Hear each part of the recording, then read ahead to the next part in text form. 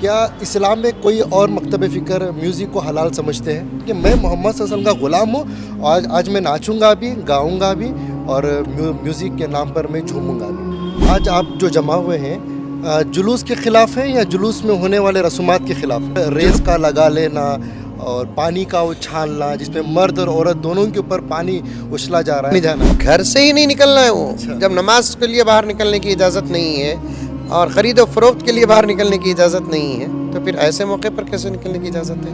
مولانا آج چامراج پیٹ کے علاقے یعنی گوری پاڑیا مسجد عمر فاروق میں ایک بہت بہترین منظر دیکھنے کو ملا جہاں پر آپ اور بہت سارے علماء اکرام موجود تھے۔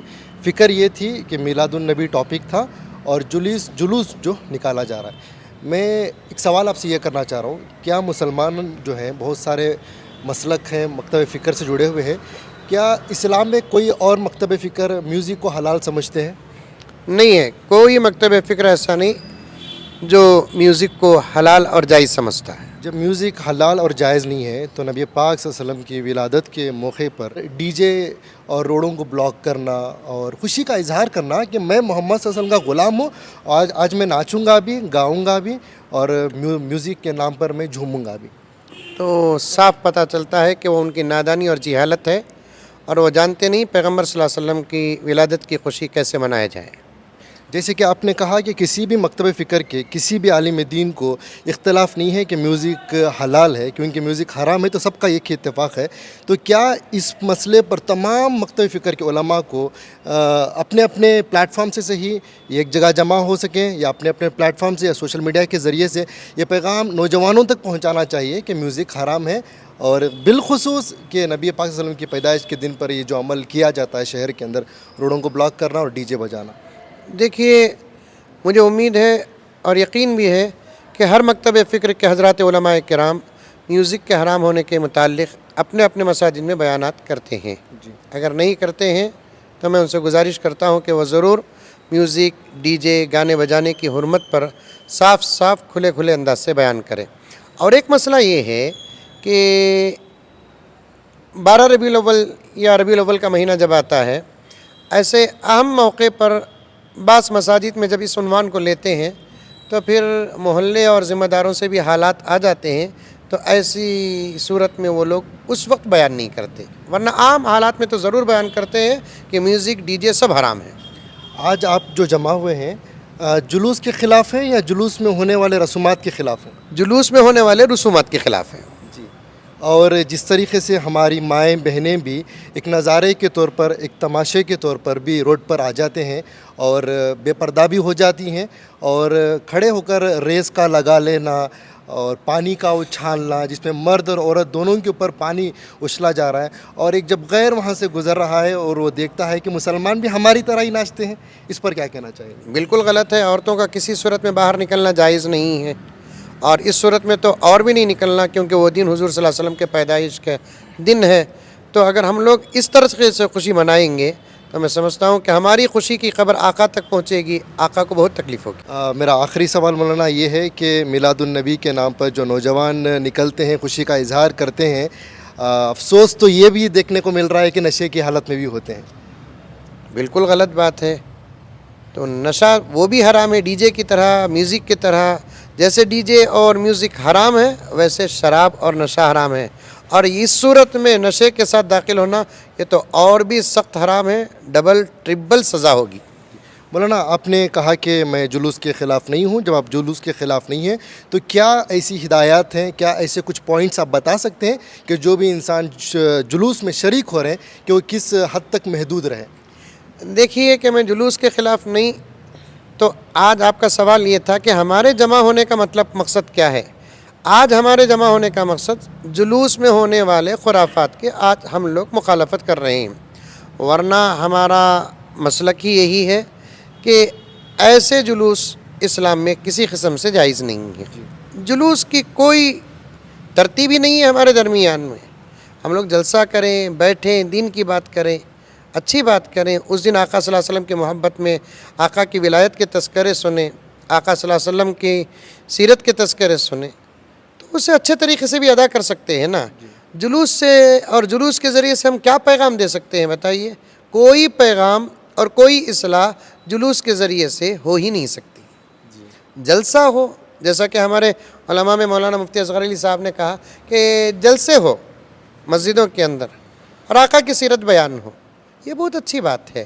وہ کرنے کے بجائے ہمارے نوجوان فجر کی نماز پڑھتے نہیں، تہجد تو بالکل سوال ہی پیدا نہیں ہوتا، فجر کی نماز پڑھتے نہیں، 10 بجے 11 بجے 12 بجے تک سوتے ہیں، اس کے بعد جلوس میں نکلنے کی تیاری کرتے ہیں، اور جلوس میں 11-12 بجے سے نکل کر رات تک دورے کرتے ہیں. ظہر ضائع ہو رہی ہے، عصر ضائع ہو رہی ہے، مغرب ضائع ہو رہی ہے، عشاء ضائع ہو رہی ہے، پھر اندر کے تمام خرافات میں مبتلا و ملوث ہو رہے ہیں. کیا اسی کا نام عشق رسول اور عشق محمد ہے؟ اصل میں عشق کہتے ہیں اتباع رسول کو، اتباع رسول ہی عشق رسول ہے. اب یہ پورے جلوس کے تمام حالات کو آپ دیکھیں گے، کہاں آپ کو حضور صلی اللہ علیہ وسلم کی اتباع نظر آتی ہے بتائیے؟ ایسے تو خوشی کے مواقع پیغمبر صلی اللہ علیہ وسلم کے زمانے اور حیات میں بھی آئے، صحابہ کے زمانے اور حیات میں بھی آئے. اب حضور صلی اللہ علیہ وسلم کے وصال کے بعد ابو بکر کی خلافت کا امارت کا دور آیا، اور حضرت ابو بکر کے امارت اور خلافت کے دور میں حضور صلی اللہ علیہ وسلم کی ولادت کا دن آیا. کیا حضرت ابو بکر صدیق اپنی سرپرستی میں جلوس نکالے؟ ایک جواب نہیں ملے گا آپ کو. حضرت عمر اپنے دور خلافت اور امارت میں جلوس نکالے، عثمان نکالے، علی نکالے، کہیں بھی آپ کو حضور پاک صلی اللہ علیہ وسلم کے ولادت کے دن جلوس کا ثبوت ہی نہیں ملتا. اب چونکہ ہم لوگ ایک مثبت انداز اختیار کرنا چاہتے ہیں، اصل چیز کو ختم کرنا ہمارا مقصد ہے، وہ ہے خرافات. ڈائریکٹ جلوس کو بند کرو تو میں سمجھتا ہوں کہ ایک بہت بڑا فتنہ اور اختلاف پیدا ہو جائے گا. اب ہماری طرف سے یہی گزارش ہے، اگر جلوس نکالنا ہی ہے پورے ادب کے ساتھ نکالو. ایسا پورا راستہ گھیر کر جلوس نکالنا جس سے اس راستے میں گزرنے والوں کو تکلیف، اتنے سارے علماء کرام کھڑے ہوئے ہیں، آپ پوچھیے اسلام اس کی اجازت نہیں دیتا. راستے میں نماز پڑھنے کے بارے میں مسائل ہیں تو پھر راستہ روک کر دوپہر سے، میں بھی ایسے حالات میں گرفتار ہوا ہوں، آپ بھی ہوئے ہوں گے کہ ہم اہم کام سے جاتے ہیں، 2-2 3-3 گھنٹے کے جلوس سے راستے موڑ دیے جاتے ہیں، گزرنے والوں کو تکلیف ہوتی ہے. ہمارے آقا رحمت اللہ اس بات پر یہ دلیل دی جاتی ہے کہ ہم ایسے ملک میں رہتے ہیں جہاں پر جب غیر اپنا گنیشا نکالتے ہیں تو ہمیں بھی تو اجازت ملنی چاہیے کہ ہم بھی کریں. ان کا اپنا مذہب ہے، ان کا اپنا طریقہ ہے، ان کے طریقے کا جواب ہم کو اسی انداز سے دینا نہیں ہے، ہم کو ہمارے نبی کے فرمان کے مطابق جواب دینا ہے. 2-2 بن کر گزر جاؤ، راستہ کھلے کا کھلا رہے. پورا راستہ گھیرنا، چوکوں میں سرکلوں میں گھنٹے لاٹھی چلانا، ٹرافک کو تکلیف پہنچانے کی اسلام قطعاً اجازت نہیں دیتا. کعبۃ اللہ، مدینہ، یہ سب اسٹرکچر بنانا اور آٹوں پہ رکھ کے لے کر جانا، کیا اس سے اجر و ثواب ملتا ہے؟ نہیں، اجر و ثواب تو اس سے نہیں ملتا ہے. اجر و ثواب نہیں. اللہ تعالیٰ سے دعا کرو کہ ہم بنائے ہوئے کعبے اور بنائے ہوئے گنبد خضرا کو دیکھنے کے بجائے ڈائریکٹ پہنچ کر کعبے کو دیکھیں، ڈائریکٹ پہنچ کر گنبد خضرا کو یہ دیکھیں. فضول خرچی ہے، کیا اس کا حساب کتاب لیا جائے گا؟ بالکل صحیح، یہ فضول خرچی میں ضرور داخل ہے. اب اس وقت حالات ایسے ہیں، ایک ایک پیسے کی حفاظت کرنا، امت کے اندر ایسے مسائل ہیں، خدمت کے محتاج ہیں، ضرورت کے محتاج ہیں. یہ تمام پیسوں کو جمع کر کے اسی دن آقا صلی اللہ علیہ وسلم کی محبت میں ہم ضرورت مندوں کو پیسہ دیں، مریضوں کو پیسہ دیں، یتیموں کو پیسہ دیں، بیواؤں کو پیسہ دیں. صاف آپ سوال کر رہے ہیں تو میں جواب دے رہا ہوں. جلوسوں میں جو خرچ ہو رہا ہے اس خرچ کو اگر صحیح راستے میں خرچ کرے، ہمارے بہت اچھے نتیجے نکل کر آئیں گے. آپ نے جتنی بھی یہ باتیں کہی ہیں سوائے جلوس کے تعلق سے، لیکن جو ڈی جے کے بارے میں، میوزک کے بارے میں اور دیگر چیزوں کے بارے میں، اب جیسے ہی آپ کا چہرہ عوام دکھے گی تو بہت سارے لوگ یہ سمجھ جائیں گے تو یہ تو دیوبند سے جڑے ہوئے ہیں، یہ تو سبیل الرشاد سے جڑے ہوئے ہیں، اس لیے یہ کہہ رہے ہیں. تو کیا آپ کا ماننا ہے کہ آپ کی اس بات سے بریلی مسلک کے علماء بھی اتفاق رکھتے ہیں؟ ضرور اتفاق رکھتے ہیں. الحمدللہ ثم الحمدللہ. میں صاف صاف کھلے کھلے انداز میں جلوس کا انکار نہیں کر رہا ہوں نا. اگر جلوس نکالنا ہے تو طریقہ بدلو. جی.